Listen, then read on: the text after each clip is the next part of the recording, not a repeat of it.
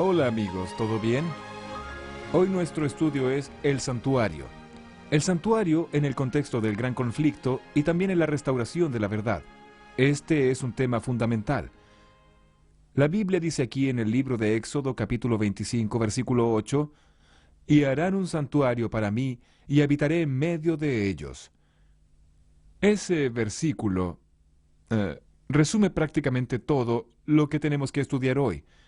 Y para entenderlo bien, necesitamos navegar un poco en las páginas de las Sagradas Escrituras.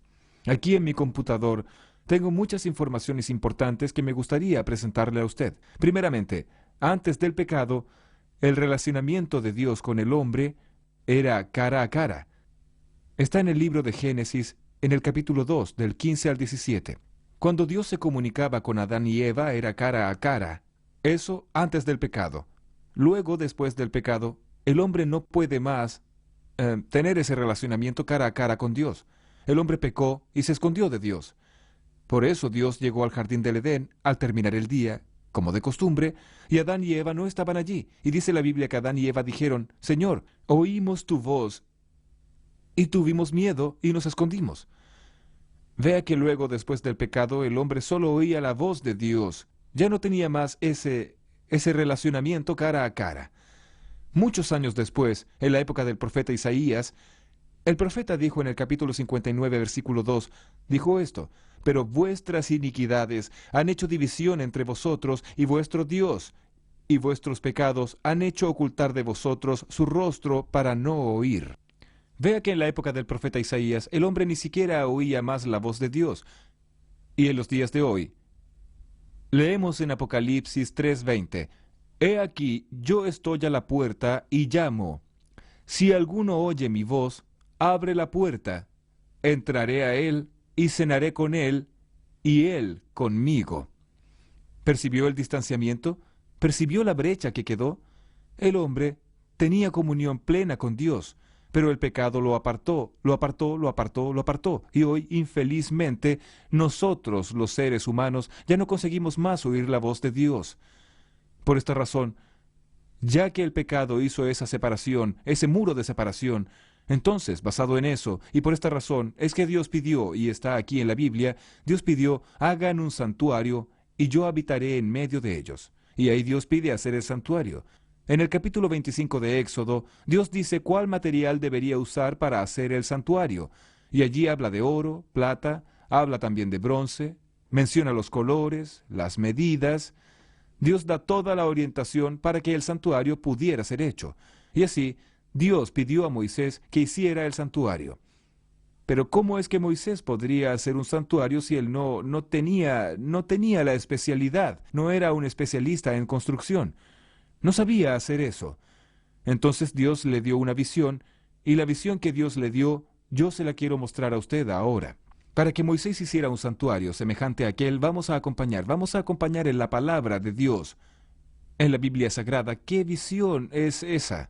¿Qué mensaje es ese? ¿Qué modelo es ese? Vamos allí, vamos a ver. Abra su Biblia en el libro de Apocalipsis, capítulo 11, versículo 19, y vamos a ver aquí cuál fue la visión que Dios dio a Moisés y qué modelo es ese que Dios dio a él para que él pudiera construir un santuario de la forma correcta. Dice aquí el Apocalipsis 11:19, «Y el templo de Dios fue abierto en el cielo, y el arca de su pacto se veía en el templo. Y hubo relámpagos, voces, truenos, un terremoto y gran granizo». ¿Vio? Dios mostró a Moisés un santuario que existe en el cielo y le dijo, «Haz un santuario semejante a este». Aquí en el libro de Hebreos, capítulo 8, versículo 5, confirma este mensaje. Dice así: «Los cuales sirven lo que es figura y sombra de las cosas celestiales, como se le advirtió a Moisés cuando iba a erigir el tabernáculo, diciéndole, mira, haz todas las cosas conforme al modelo que se te ha mostrado en el monte». Así Dios dio la visión del santuario a Moisés y le dijo, «Haz uno igual». Y Moisés hizo uno igual. ¿Cómo es ese santuario? Veamos algunos detalles del santuario. toda esa construcción, los muebles, algunos detalles importantísimos, conforme Dios mostró a Moisés en aquella visión. Vamos a ver. Aquí en mi computador yo tengo mucha información que voy a mostrarle a usted, que usted podrá acompañar en la Biblia y también a través de las imágenes. El santuario que Dios pidió que Moisés hiciera debería tener un patio, el lugar santo y un lugar santísimo. Veamos de nuevo, un patio, un lugar santo y un lugar santísimo. En el patio había dos objetos, un altar de sacrificios de animales y una vasija con agua o una fuente, si usted quiere, una fuente con agua. Ahí entrando en el lugar santo tenía una mesa con 12 panes. Eran llamados panes de la proposición, panes hechos de la flor de la harina, sin levadura. Tenía una pila de 6 aquí y una pila de 6 aquí, 12 panes. Aún en el lugar santo tenía un candelero con 7 lámparas. Esas lámparas estaban encendidas de día y de noche, continuamente. Lo que hacía que aquellas lámparas se mantuvieran encendidas era aceite. Tenía también en el lugar santo un altar de incienso. Ese altar quedaba más o menos allí, cerca de la división al lugar santísimo, pero aún en el lugar santo, un altar de incienso. Después, pasando al lugar santísimo, había una cortina grande, un velo enorme. Esa cortina se llamaba velo.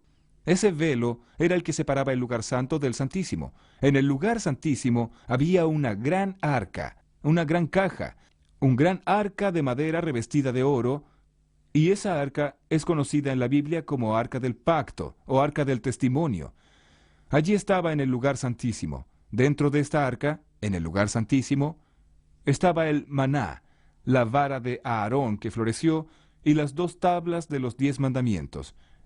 Eso estaba dentro del arca. Sobre el arca había una tapa, y esa tapa se llamaba propiciatorio.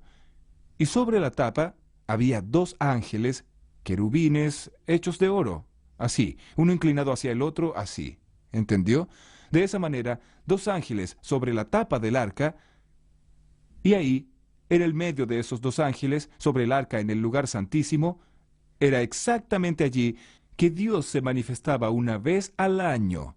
Ese día que Dios se manifestaba era conocido como el día de la expiación.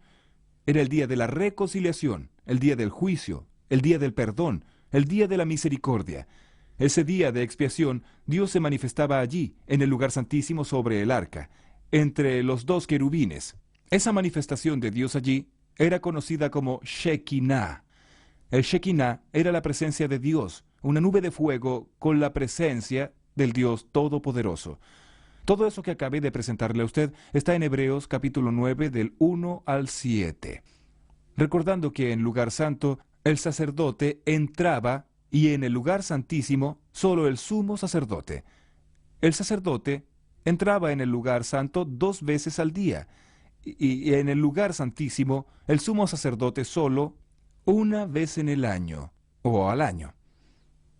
¿Qué significaba todo aquello? ¿Para qué aquel santuario? El santuario del Antiguo Testamento era como una escuela para enseñar al pueblo el plan de la salvación, porque antes de que Cristo muriera en la cruz, las personas no tenían esa referencia que nosotros tenemos hoy para obtener el perdón por la sangre de Cristo. Entonces, ellos tenían el santuario, y toda vez que cometían algún pecado, ellos debían tomar un cordero. El pecador llevaba el cordero hasta el patio del santuario, allí él se arrodillaba, colocaba la mano sobre la cabeza del cordero, confesaba sus pecados a Dios y transfería su culpa del pecado para el corderito. Después tomaba un cuchillo y cortaba el cuello del corderito, y aquel corderito moría en su lugar, y la sangre de él era usada, allí en el santuario, por el sacerdote. Y el sacerdote entonces, con su pulgar derecho, hacía impresiones digitales en las puntas del altar, y lo restante de la sangre lo vertía en el velo y derramaba en la base del altar. Levíticos 4, del 23, o mejor, del 27 al 30. Allí está la descripción de ese ritual, del santuario. Así el santuario funcionó durante muchos años antes de Cristo. Era una tienda móvil que ellos montaban y desmontaban. E hicieron eso más de 40 veces. Aproximadamente 41 veces montaron y desmontaron el santuario. Y así ellos hacían el ritual del santuario cada día durante todo el año. Cuando completaban un año haciendo todo eso, entonces el sumo sacerdote entraba en el lugar santísimo para presentar los pecados de todo el año a Dios. Dios se manifestaba y por su misericordia perdonaba los pecados del pueblo. Y ese día era el día de la purificación del santuario, era el día de la expiación, era el día del juicio. Y ahí ellos hacían toda la limpieza del santuario, cambiaban las cortinas, cambiaban los tapetes, limpiaban todo, toda aquella sangre, sacaban todo de allí y al año siguiente comenzaba todo de nuevo. Y así sucesivamente. ¿No es increíble todo eso? Es realmente impresionante. Ahora, ¿qué significaba cada detalle del santuario? Primeramente, el santuario tenía 3 puertas. La primera puerta era de la calle para el patio. La segunda puerta era del patio para el lugar santo. La tercera puerta era del lugar santo para el lugar santísimo. Los judíos acostumbraban llamar a esas 3 puertas con los siguientes nombres. La de la calle para el patio la llamaban el camino. La del patio para el lugar santo la llamaban verdad, y la del lugar santo para el lugar santísimo la llamaban vida. Entonces era común hablar camino, verdad y vida. Cuando Jesucristo estuvo aquí en la tierra, Él usó estas palabras refiriéndose a Él mismo. En Juan capítulo 14, versículo 6, Jesús dijo claramente esto que acabé de mencionar. Jesús dijo, yo soy el camino y la verdad y la vida. Nadie viene al Padre sino por mí. Vea, Jesús dice soy el camino y la verdad y la vida, o sea, yo soy la puerta. Si usted va a Juan capítulo 10, verso 7 y verso 9, Jesús dice, yo soy la puerta, el que por mí entrare será salvo, y entrará y saldrá, hallará pastos. Confirmando ahí, las 3 puertas del santuario se aplicaban a Jesús.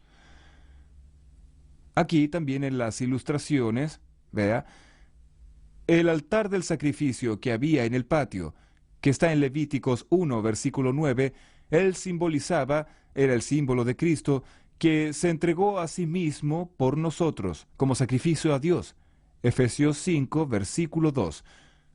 Aún en el patio, aquella fuente con agua, Éxodo 30, 18, era el símbolo del Espíritu Santo. Juan 7, 37 al 39. Era el símbolo de la Biblia, la palabra de Dios. Efesios 5, 26. Y era el símbolo del bautismo. Juan 3, versículo 5. En el lugar santo, aquella mesa con 12 panes, el número 12, en Éxodo 25, 30, era el símbolo del pueblo, de las 12 tribus del pueblo de Israel. Y el pan sin levadura simbolizaba a Jesús, el pan de vida. Juan 6, 48. Recordando que no tenía levadura, porque la levadura era símbolo del pecado, y como Jesús nunca pecó, el pan tenía que ser sin levadura. Aún en el lugar santo había en el candelero con 7 lámparas, el número 7 representaba las 7 iglesias del Apocalipsis, Apocalipsis 1, versículo 20, y eso está ligado a Éxodo 40, verso 24. Y la lámpara, la luz en sí, que estaba encendida de día y de noche, representaba a Jesús, la luz del mundo, Juan 8, versículo 12. Todavía en el lugar santo, el altar de incienso, Éxodo 40, 26, esto era símbolo o representaba la oración de los santos, el culto a Dios. Está en Apocalipsis 5, versículo 3. En el lugar santo de los santos estaba el arca del testimonio, Éxodo 26, versículo 33. Sobre el propiciatorio era visible la presencia de Dios. ¿Qué representaban entonces? ¿Qué representaban los objetos que estaban dentro del arca? El maná, la vara de Aarón y las tablas de la ley.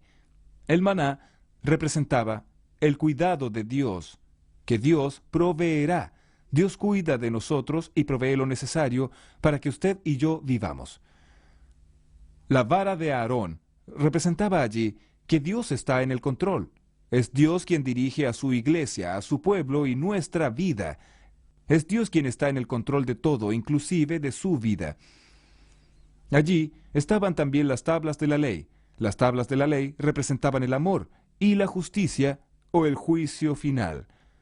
Así, usted percibió que el corderito simbolizaba a Jesús, el sacerdote simbolizaba a Jesús, el sumo sacerdote simbolizaba a Jesús, las tres puertas simbolizaban a Jesús, el sacrificio era el sacrificio de Jesús. Todo lo que había en el santuario era símbolo de Jesús. Por eso, vean lo que sucedió cuando Jesús murió en la cruz, ya que todo representaba a Jesús, ya que todo era símbolo de Jesús. ¿Qué sucedió cuando Jesús murió en la cruz? Vamos a ver, acompáñeme aquí. En primer lugar, vamos a abrir la Biblia en Isaías 53, para que usted tenga la seguridad que todo en el santuario simbolizaba a nuestro Señor Jesucristo. Aquí está, Isaías capítulo 53, a partir del versículo 3.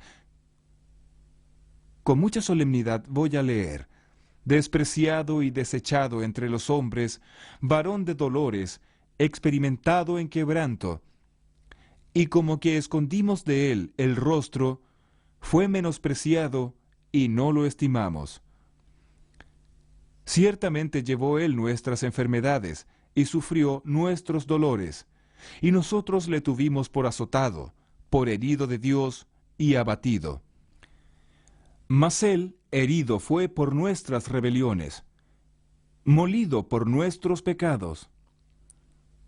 El castigo de nuestra paz fue sobre él, y por su llaga fuimos nosotros curados.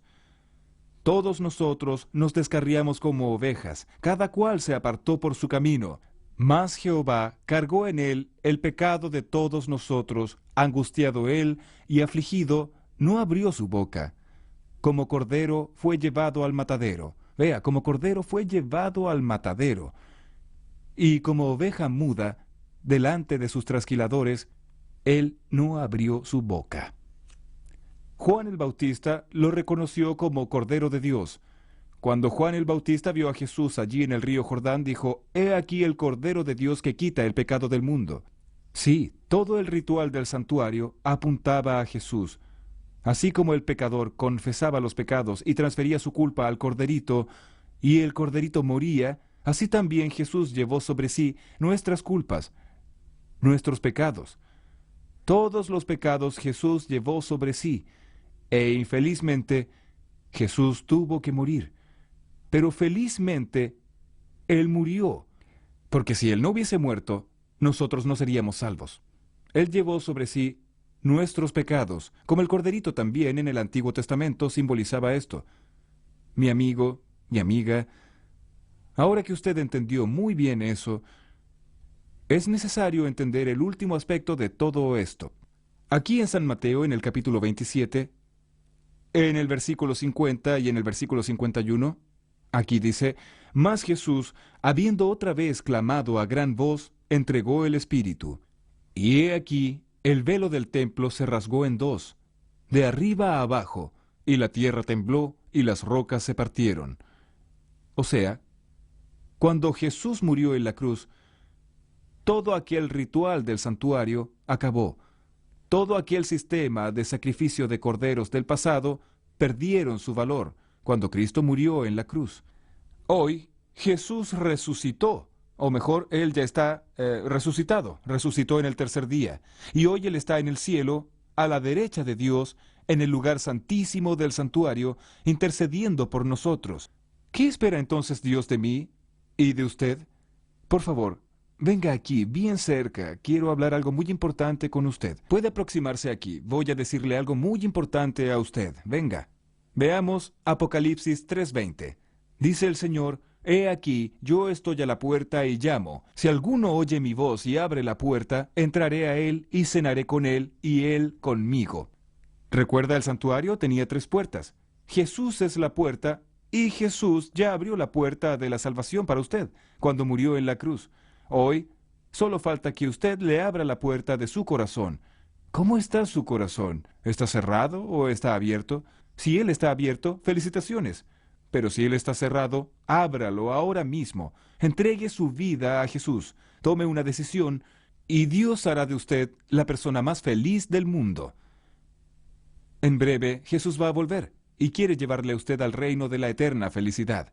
Si usted desea abrir su corazón para Jesús hoy, Entonces cierre sus ojos ahora y vamos a hacer una oración.